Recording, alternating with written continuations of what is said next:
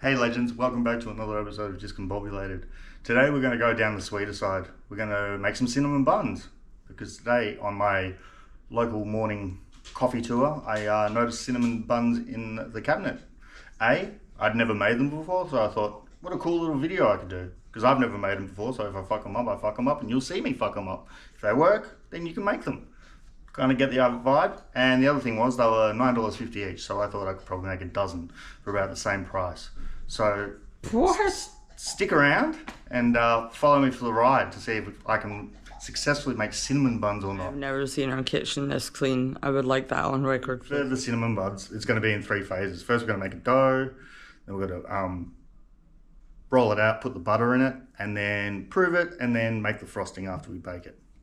So really 3 or 4 things, whatever, it doesn't matter, it's irrelevant. But I told him it was 4. yeah, I know, she's a pain in the ass. Anyway, so for the first stage, for the dough, we're going to need 3 cups of flour, 1 whole egg, 1 egg yolk, 1/4 cup of demerara sugar, 2.5 tablespoons of dried yeast, 180 mils of milk, and 5 tablespoons of butter. I'll show you what to do with each process, and follow me over here.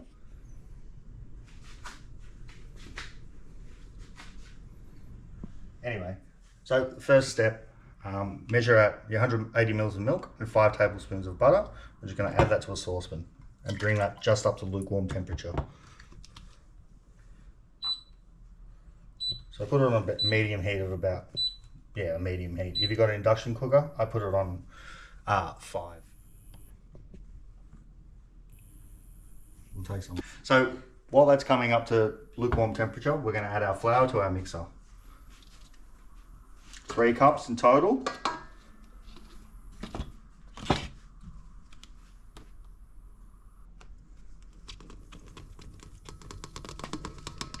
So to that flour, we'll now add the sugar.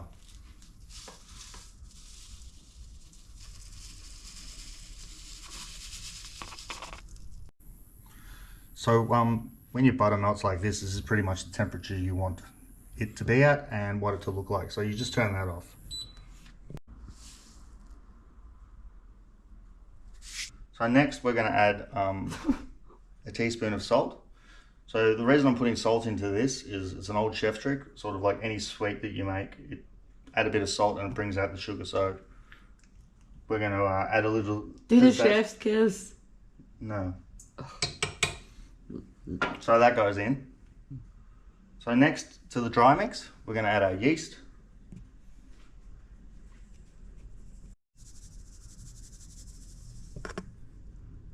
Yep. So we just put the mixer down like so. We just put it onto the lowest setting just to mix those dry ingredients together. So next we're going to add our heated milk. So we're just going to turn this down and add it into our dry mixture. So we just add the butter to the dry mix like so. And the reason we heated this milk is to activate the yeast, and the sugar in this will also help the dough rise once the yeast is activated.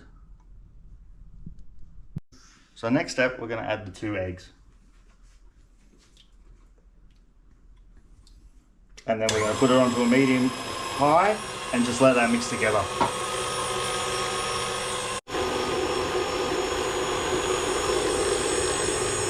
And if you do have a mixer at home, guys, make sure you use the dough hook because this is the dough we're making. It helps knead as it goes around. That's why that floor is shaped like it is. So we want this all to come together. The wet to mix with the dry. This will take about 10-15 minutes. He reckons it's fuck. Anyway, so if you end up with this... So if you end up with it looking like this, it needs more flour. The recipe I was given doesn't seem to work. So we're going to add some more flour and then I'll show you what it should look like. So I've just added a small amount of flour as we go. Just to give the dough a bit more body and so it's less wet because it's going to be impossible to work with.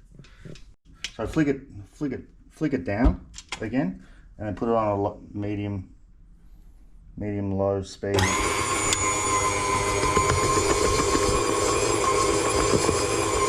Alright, So I've added about half a cup of flour to this and it seems to have worked. See how the dough holds a bit better than it did before? It's actually holding together a bit more.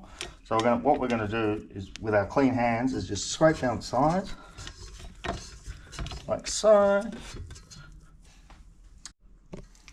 So we're just going to unclip this and wrap it up with some cling film. Looks like that. And we're just going to let that rise for an hour and a half to let it prove and get some air into it. So it's an hour and a half later and the dough has doubled in size. This is what it looks like. Now it's doubled in size. Someone quite likes the Lion King. Anyway. Yeah. So we've got a little tub of flour. So what we're going to do is put it down onto our bench, like so. We'll probably need quite a bit of flour for this process. So we've floured our bench. Now we're going to get the dough with a spatula and pull it out onto our floured bench. Like so. You want just to flatten it out with your hands a bit and then flip it over. OnlyFans for fucking. And then squeeze it, flatten it out a bit more. So we've got a prepared rolling pin. So now that we've flipped the dough and we've flattened it out with our hands, we're going to get our rolling pin and just roll it out. So it's a nice big flat sort of as square as you can get it, I guess, but it's not going to be. I'm going to roll it out quite thin, sort of about 1 millimeter, like so. It doesn't have to be perfect, just like that. Like that, and that's ready to go, and then we'll move on to our next. So next we've got a cup of brown sugar. The cameraman cracks me up, but anyway, we've got a cup of brown sugar, and to this we're going to add 3 tablespoons of cinnamon.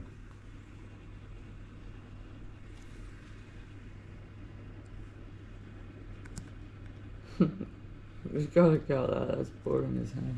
Like so, and then we just mix that all up together.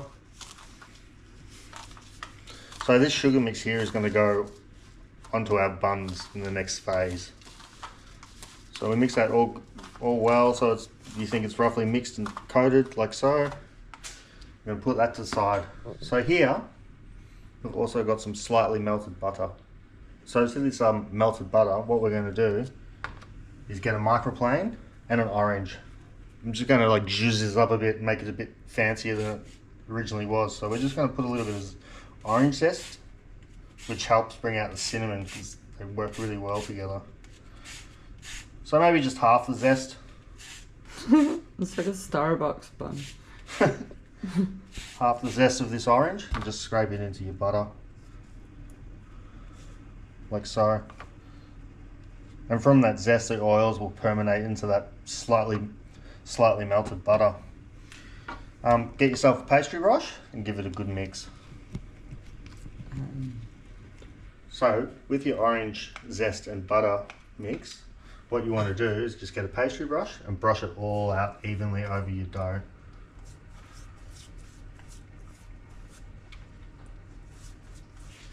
You can be pretty liberal with it. I've never seen you be not liberal with butter. You see my waistline. Where did day, Joy? So just get all of that butter and orange zest on there. So from there, after that's buttered, we're going to put our cinnamon sugar mix that we made earlier. And we're just going to evenly spread this all over the dough. I don't know how to do effects, but that is some shiny bread. Just get it all out there as evenly as you can.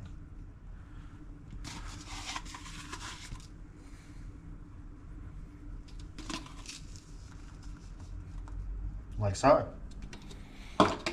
So from there, once that's all out, done like that. Okay, so when the pastry looks like this, when it's got the cinnamon sugar, what you want to do is pull it up from the bottom side and start rolling it up. tucking it in as you go along, so it all sticks together as you roll it up. Stretch it and roll it so it sticks to the other layer underneath it, and just roll it up like a sausage. Just a little stretch. Like the wogs, right? You gotta, one of them makes the sausage and one of them makes the sauce. True. And roll it up like so. So your log looks like this. Okay, so we've rolled it up like that. So what we're going to do is get a little knife, like so. What we're going to do is cut it in half.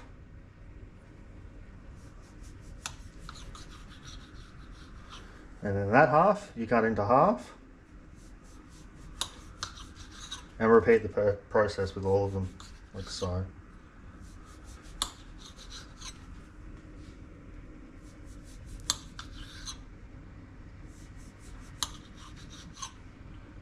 That is your trigger warning for neurodivergence, by the way.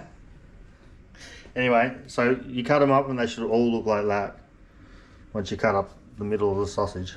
So you can see your different layers, your butters, your sugars. So as that bakes, that will caramelize and become oozy and gooey on the inside while the outside gets crusty. So get yourselves a largest baking tray. I don't know how big that is, but big enough.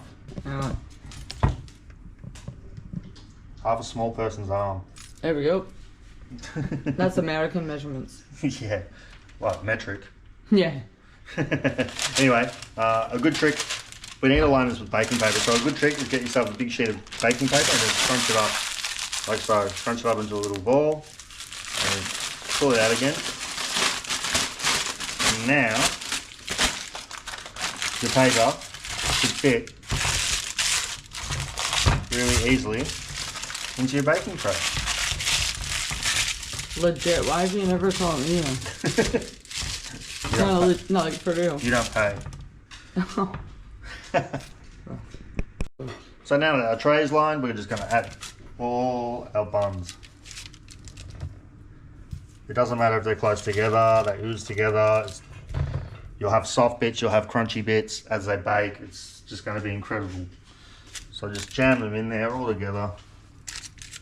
Okay, a bit more space than I thought, but whatever. And then just sort of pluck them around the place like so. Should look like that. So while you're waiting for your buns to prove, I recommend preheating to your oven. So just put it to fan bake and 180 degrees, like so. So once they're in the tray, I've just put a covering of Glad Wrap over the top. We're going to leave them in a warm spot for half an hour. I've just left these on top of the oven, so the residual heat from the warming of the oven helps them rise in their little environments. So half an hour later, they've doubled in size. So all we're going to do, take the plastic off. Look at these bad boys, doubled in size. They're nice, they're fluffy, they're airy, exactly what the yeast is meant to do. And with all those layers, I'll push apart as they bake and allow the icing to seep down through the crevices, so they should be luscious and you know, moist. Oh, so you had to. We're going to chuck those in the oven for half an hour. Don't forget your timers. Go. So with the leftover bit of butter, I've just brushed it over the buns, which have just come out of the oven after 30 minutes. So what we're going to do is just brush them with the rest of the butter that we had left over from earlier stage.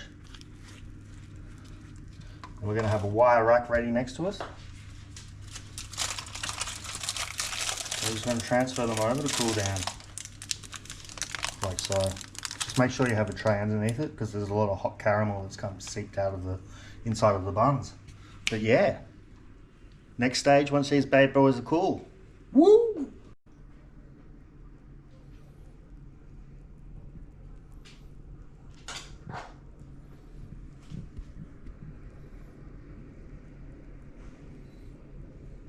So now that these are done, we're going to make our icing. So to start off, we've got a whisk attachment, because we need to slightly loosen up this 1 cup of cream cheese that we have, which is the base of the icing. So that just goes in there like so, awkwardly as I do it.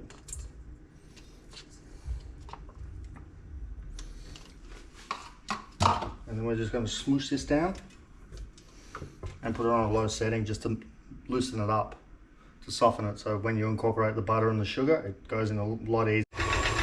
Go on. So once it's softened up like that with your whisk attachment, you want to add your sugar, which is 1 cup of, and your butter.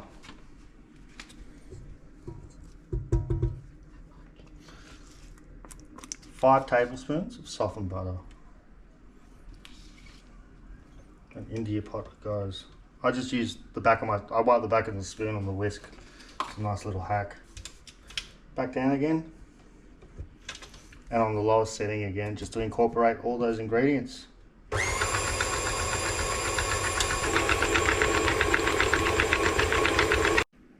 So after about a minute or so, it should all be incorporated and look like this. Nice sort of gluey texture and consistency.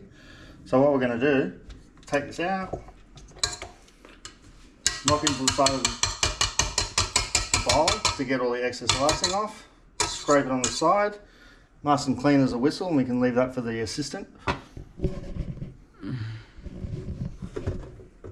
you just want to scrape down the sides of your icing, like so, and just incorporate those little bits that are left over. Now the piece de resistance. With a spatula, just layer your icing on, like so. Doesn't matter if this is still warm, because as you can imagine, it will slightly melt and go into those little cracks and ooze in. And as it cools, they'll harden, so you have like all these different textures. It's going to be a joyride, that's for sure. It's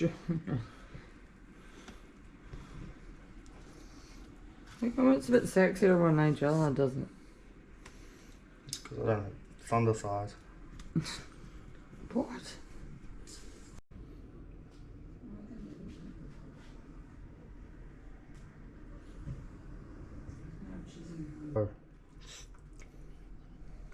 And who says she doesn't get paid? No regrets. Are you gonna lick the whisk? Cut.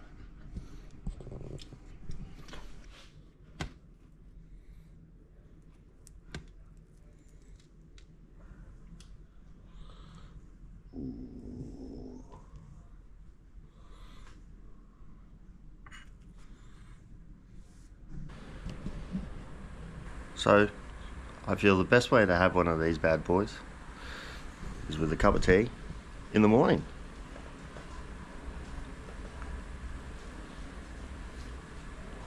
Wow.